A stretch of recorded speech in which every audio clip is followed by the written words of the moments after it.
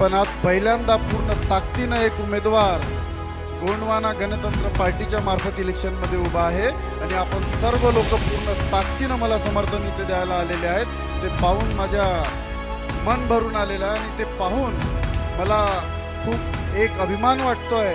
लढेंगे लढेंगे।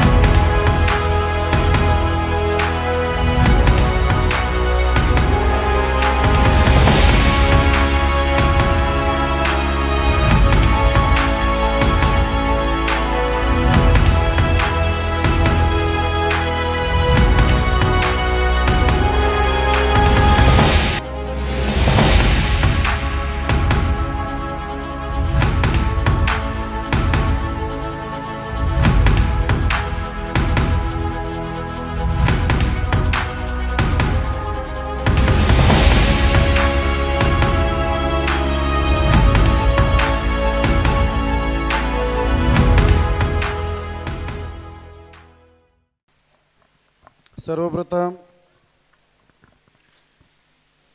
प्रतिमेच्या स्वरूपात ज्यांनी जल जंगल आणि जमीन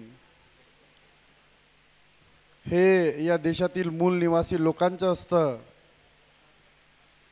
असं ठणकावून इंग्रज सरकारला सांगितलं आणि भारतामध्ये पहिल्यांदा स्वातंत्र्याचा लढा उभा केला असे आमच्या आदिवासी समाजाचे दैवत भगवान बिरसा मुंडा यांच्या प्रतिमेला मी शतशत नमन करतो, विनम्र अभिवादन करतो। ज्यांच्या पदस्पर्शाने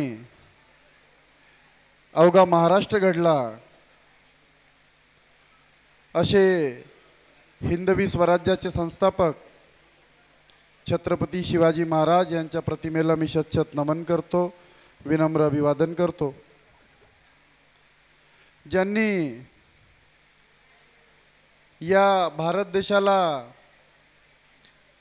अविरतपणे चालवण्यासाठी एक महान ग्रंथ दिला असे भारतीय संविधानाचे रचयिते, भारतीय संविधानाचे शिल्पकार, विश्वरत्न बोधिसत्व परमपूज्य डॉक्टर बाबासाहेब आंबेडकर यांच्या प्रतिमेला मी शतशत नमन करतो, विनम्र अभिवादन करतो। आज माझ्या प्रचार सभा निमित्त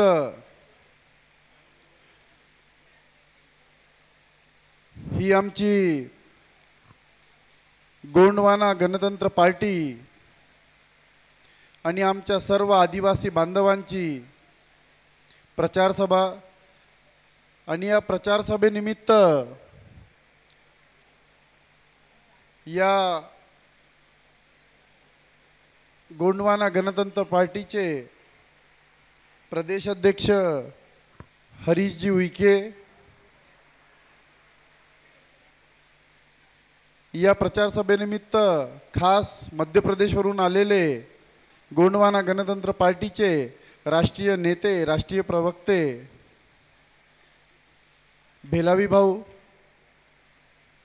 या क्षेत्राचे लोकप्रिय कार्यसम्राट आमदार माननीय मनोहररावजी चंद्रिकापुरे साहेब, या जिल्ह्याचे जिल्हाध्यक्ष भरतभाऊ मडावी गोंडवाना गणतंत्र पार्टी आणि गोंडवाना गणतंत्र पार्टीचे सर्व पदाधिकारी आणि सर्व कार्यकर्ते आणि सर्व मतदार बंधू भगिनींनो, आज पहिल्यांदाच महाराष्ट्राच्या विधानसभेच्या निवडणुकीसाठी गोंडवाना गणतंत्र पक्ष आणि प्रहार जनशक्ती पक्ष याच्या संयुक्त उमेदवारीने हा पहिला उमेदवार हा महाराष्ट्राच्या विधानसभेसाठी उभा झालेला आहे अर्जुनी मोरगाव विधानसभा क्षेत्रातनं. आणि येणाऱ्या 20 तारखेला महाराष्ट्रामध्ये लोकशाहीचा महाउत्सव साजरा करण्यात येणार आहे. आणि या महाउत्सवामध्ये आपण सर्व मतदार बंधू भगिनी, हे माझे सर्व आदिवासी बांधव भगिनी, हे मतदार म्हणून या उत्सवामध्ये सामील होणार आहेत. आणि मी सुद्धा त्यांच्यासोबतच त्या उत्सवामध्ये एक त्यांचा उमेदवार गोंडवाना गणतंत्र पार्टी आणि प्रहार जनशक्ती पार्टीचा संयुक्त उमेदवार म्हणून मी त्या रणसंग्रामामध्ये निवडणुकीचा अर्जुनी मोरगावच्या उभा होणार आहे. आणि आज मोठ्या संख्येने आपल्या सर्व अर्जुनी मोरगाव विधानसभाचे 318 बूथ आणि त्या 318 बूथमधून आलेले हे माझे आदिवासी बांधव, आणि मला एवढं चांगलं वाटतं ह्या सर्व लोकांना इथे बघून की आपण सर्व लोकांना पाहून निश्चित विजयाची पताका ही आपली गोंडवाना गणतंत्र पार्टी आणि प्रहार जनशक्ती पार्टीची येणाऱ्या 23 तारखेला राहणार आहे. मी आपण सर्व लोकांना एक ग्वाही देऊ इच्छितो. आपण ज्या ताकदीने इथे या कार्यक्रमासाठी आले आणि आजपर्यंत अशा प्रकारचा कार्यक्रम हा कधी आयोजित करणंसुद्धा आला नाही. आपण सर्व जेवढेही आदिवासी समाजातले माझे बांधव आहात हे विखुरलेले आहात. कोणी राष्ट्रवादी काँग्रेसमध्ये काम करतं, कोणी काँग्रेस पार्टीमध्ये काम करतं, कोणी भारतीय जनता पार्टीमध्ये काम करतं. पण आज पहिल्यांदा पूर्ण ताकदीनं एक उमेदवार गोंडवाना गणतंत्र पार्टीच्या मार्फत इलेक्शनमध्ये उभा आहे. आणि आपण सर्व लोक पूर्ण ताकदीनं मला समर्थन इथे द्यायला आलेले आहेत.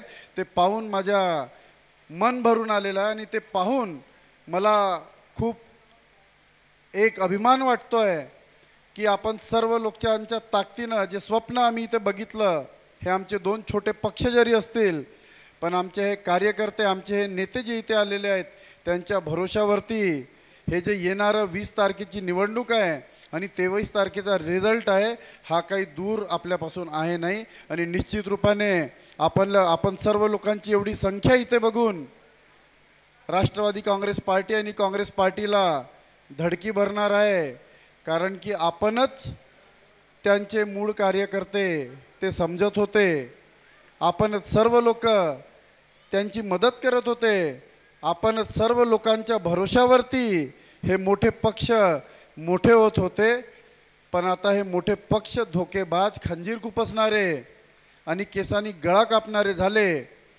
आणि अशा प्रकारची कृत्य या पक्षांनी चालू केल्यामुळे आज गावागावातले छोटे कार्यकर्तेसुद्धा सचेत झालेले आहेत आणि त्यांना आता छोट्या पक्षांचं महत्त्व समजायला लागलं आहे.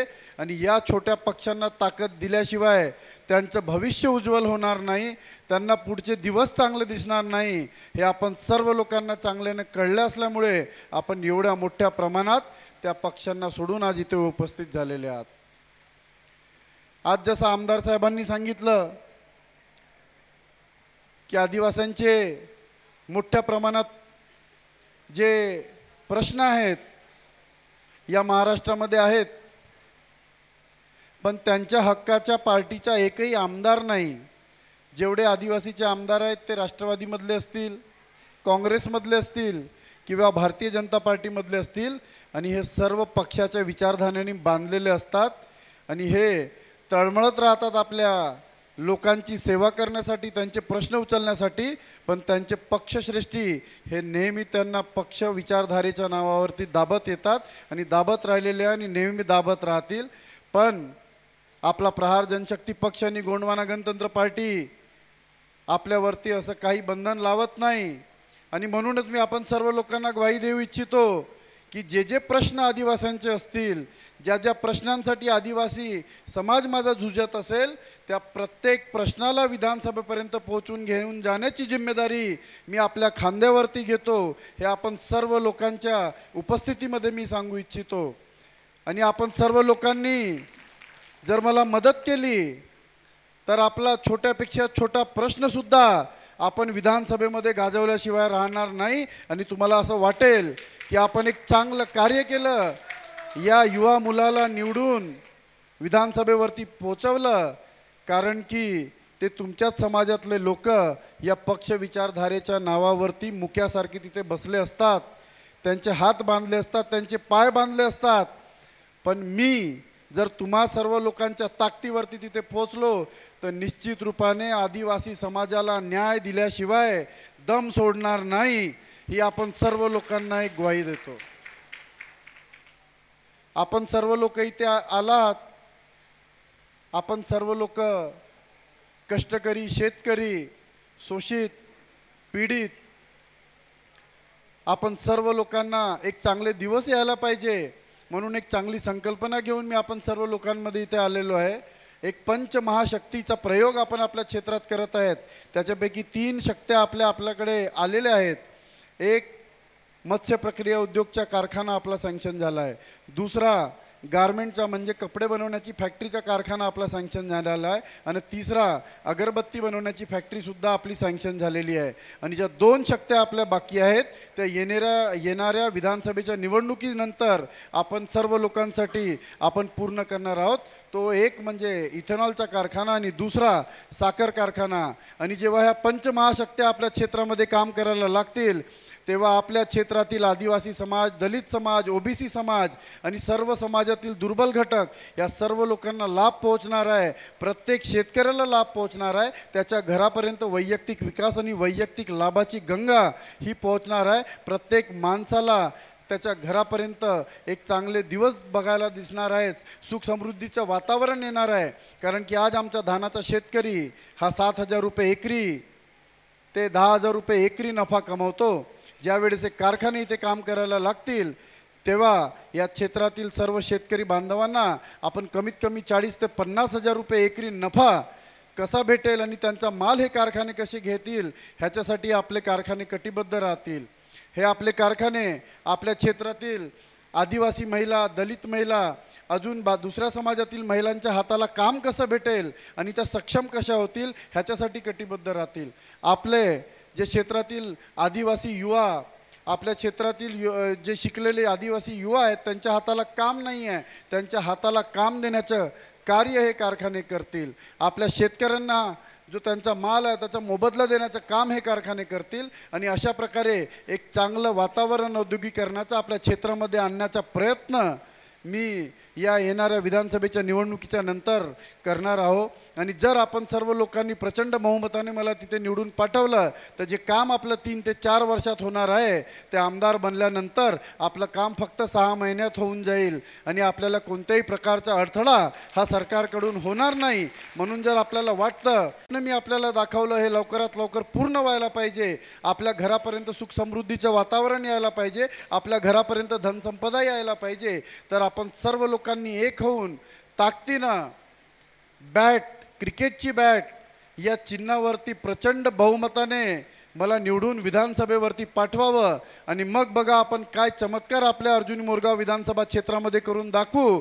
जसे आपण पश्चिम महाराष्ट्रामध्ये टूर करायला जातो की तिथले लोक कसे सुखसमृद्ध आहेत, त्याच प्रकारे देशातनं लोक आपल्या अर्जुनी मोरगाव विधानसभा क्षेत्रामध्ये टूर करायला येतील की या अर्जुनी मोरगाव विधानसभा क्षेत्रामध्ये ही सुखसमृद्धी कशी आली आणि कशा प्रकारचा प्लॅन इथल्या नेत्यांनी, इथल्या लोकांनी केलं, मिळून सर्वांनी केलं आणि एक चांगल्या प्रकारचं वातावरण या विधानसभा क्षेत्रामध्ये निर्माण झालं.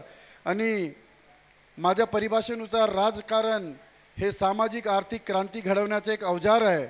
आणि सर्व मतदार बंधू भगिनींनी अशाच नेत्याला, अशाच उमेदवाराला संधी दिली पाहिजे जे सामाजिक आर्थिक क्रांती घडवण्याच्या या अवजाराला चांगल्या प्रकारे चालवू शकते आणि मला असं वाटते की हे अवजार मला चांगल्या प्रकारे चालवता येते आणि आपण सर्व लोक ताकदीने मला या येणाऱ्या 20 तारखेच्या निवडणुकीमध्ये प्रचंड बहुमताने बॅट या सिम्बॉलवरती बटन दाबून मला मदत कराल आणि विधानसभेवरती पाठवाल आणि तुमचे आणि माझे आणि आपल्या अर्जुनी मोरगाव विधानसभा क्षेत्राचे हे स्वप्न आपण पूर्ण करू हीच मी ईश्वरचरणी प्रार्थना करतो, बिरसा मुंडांच्या चरणी प्रार्थना करतो आणि आपले 2 शब्द संपवतो. जय सेवा, जय भीम, जय बिरसा मुंडा, जय हिंद, जय महाराष्ट्र.